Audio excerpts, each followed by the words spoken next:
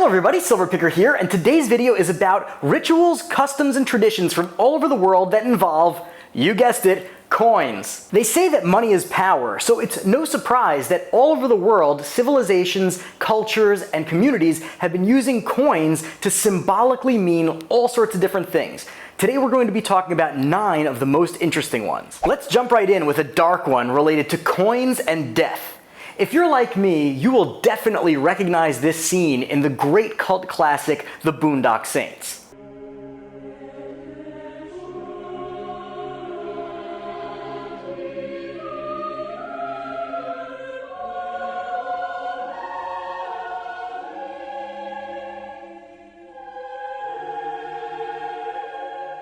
In the scene, you see the two brothers placing pennies over the eyes of the dead. Well, that actually stems from an ancient Greek tradition in which family members and friends of the deceased would place a coin on or inside the mouth of the deceased person.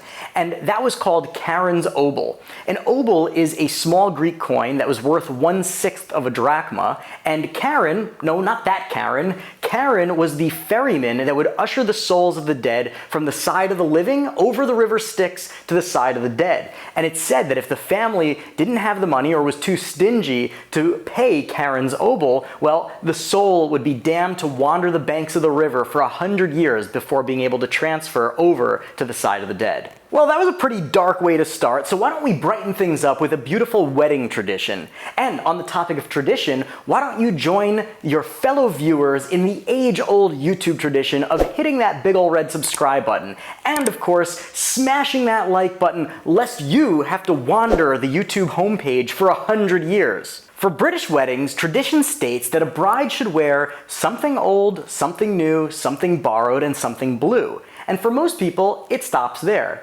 However, you may not have realized that the rhyme actually ends and a silver 6pence in her shoe. And that's because traditionally, on the wedding day, the father of the bride would slip a silver 6pence coin, just like this one over here, into the shoe of the bride before she walked down the aisle. And it was said to bless her with prosperity in the marriage and to ward off any misdeeds by any of her scorned suitors who were not so lucky to be standing there at the altar with her. There's another kind of strange wedding tradition from Lithuania, but we're going to get to that later in the video. But for now, number 3 is a Halloween tradition from Ireland.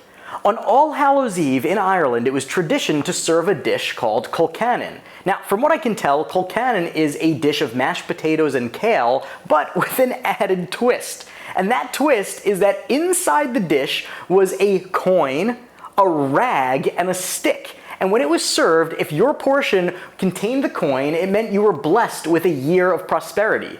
The rag meant you were damned with a year of poverty, and the stick meant that you would be beaten by your spouse in that year. Okay, maybe a bunch of these traditions are kind of dark, but anyway, let's move on to number 4. Number 4 is a tradition that I personally know very well, and that is the Jewish tradition of Hanukkah Gelt.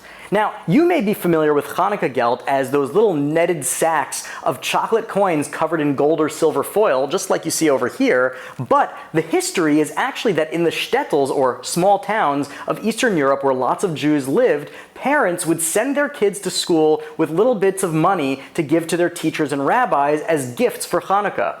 In the 1920s in the United States, that tradition sort of morphed with a bunch of consumerism and also influence from Christmas of gift giving, where it turned into these chocolate coins that were given out to kids on the holiday, and of course often used as ante in a good old-fashioned game of dreidel. Number 5 is a coin ceremony, or rather I should say the coin ceremony, which is the name for this British maritime practice in which shipbuilders weld a silver coin to the keel of a ship during the building process in order to bless the ship with good fortune.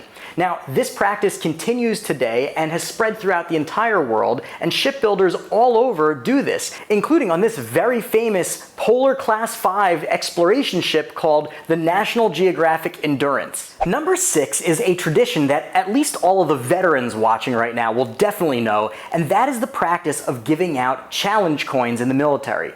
Challenge coins are essentially privately minted coins, or more like medallions, that military people give to each other to commemorate special events or accomplishments, such as being inducted into a new unit, or reaching a certain rank, or even retiring, and many, many others. There are many stories, most of them apocryphal, about where the practice of challenge coins started, and there also happens to be a huge collector's market for challenge coins, so I think we're going to leave all the rest of the details for a future video on its own. Number 7 is another American military tradition that I actually did do an entire video on, and that is the custom of placing coins on the tombstones of fallen soldiers. Now, if you go to an American military cemetery, you will likely see pennies, nickels, dimes, and quarters sitting atop the headstones. But did you know that each of those coins has a very specific meaning? Now, anybody can place a penny as a sign of respect and mourning for the soldier. However, in order to place a nickel, dime, or quarter, you need to have had a very special and personal relationship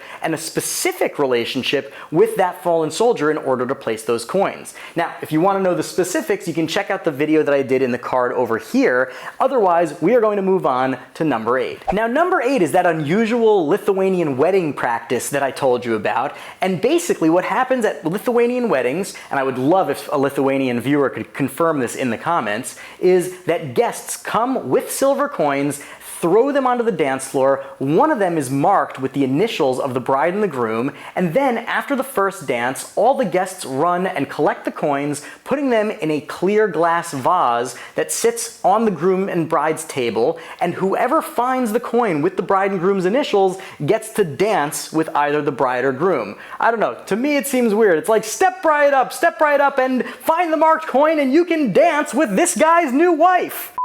In any case, I would definitely love to know if that's really how it works. Now, you don't have to get married in order to have coins involved in your romantic life, because number 9, last but not least, we are going to be talking about the custom of giving out love tokens. Now, love tokens were a British tradition from the 1500s, but got really popular in the late 1800s in the United States. Well, a love token essentially is a normal government issue coin that has been altered in some way, usually with the initials of a loved one. Usually a man would inscribe his loved one's initials or his own initials, giving it to his girlfriend as a sign of their everlasting love. Sometimes dates, sometimes other words were written onto these coins, some were more elaborate with designs, but essentially it was meant to be a memento, a keepsake from one loved one to another. Now, nothing says I love you like a hobo nickel, I guess, but in any case, they are really cool and they are really collectible. I'm also thinking about doing a separate video on love tokens as well, because every so often I will get one, and they are really interesting because they give you a little peek into the window of someone's life from